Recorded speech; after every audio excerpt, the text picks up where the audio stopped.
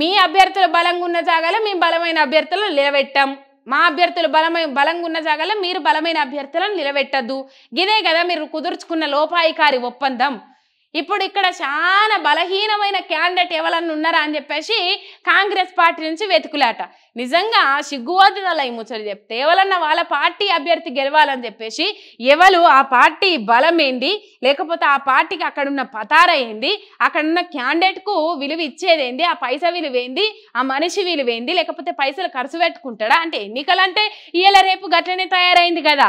సంక్షేమం అనే ఉచితం మీద బాండ్ పేపర్ మీద సంతకం పెట్టండి, పేపర్ మీద సంతకం పెట్టండి, ఇలా ప్రజల నుంచి ఓట్లు పడని వైనం పరిస్థితి.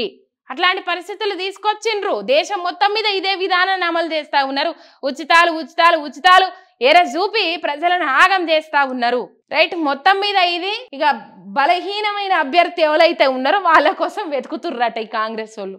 ఇక్కడ మీకు అర్థం కావాలి క్లియర్ కట్గా ఏంది ఎవరు ఏంది అనేది జర సోచాయించురు, ఆలోచన చెయ్యండి. రైట్ వల్ల మొత్తం మీద కాంగ్రెస్ పార్టీ విధానం ఇట్లున్నది.